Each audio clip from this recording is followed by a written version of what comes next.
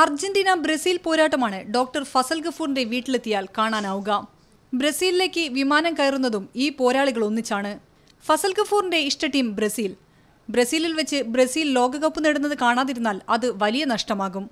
അർജന്റീനയുടെ കടുത്ത ആരാധകനായ മകൻ ഹമീദ് ഫസൽ പോകുന്നത് ദൈവപുത്രന്മാർ മഞ്ഞപ്പടയെ വീഴ്ത്തുന്നത് കാണാൻ. ഫസൽ ഗഫൂറിന് 4ാം തവണയും ഫുട്ബോൾ കാണുന്നതിന്റെ ആവേശം. ഹമീദിനാകട്ടെ ആദ്യമായി ലോകകപ്പ് കാണാൻ പോകുന്നതിന്റെ ആഹ്ലാദം. ഇത് ഏറ്റവും എക്സ്പെക്റ്റഡ് വേൾഡ് കപ്പാണ്. എൻ്റെ അച്ഛൻ പോകുന്ന 4ാമത്തെ വേൾഡ് കപ്പും എൻ്റെ ഫസ്റ്റ് വേൾഡ് കപ്പാണ്. പക്ഷേ എൻ്റെ ഭാഗ്യം കൊണ്ട് ഫസ്റ്റ് വേൾഡ് കപ്പിന് ബ്രസീലിലായിരുന്നു. അപ്പം ഭയങ്കര എക്സൈറ്റ്മെൻ്റ് ആണ്. കാരണം എന്താ വെച്ചാൽ ഞാൻ ചെറുപ്പം മുതൽ ഒരു അർജൻറ്റീന ഫാനാണ്.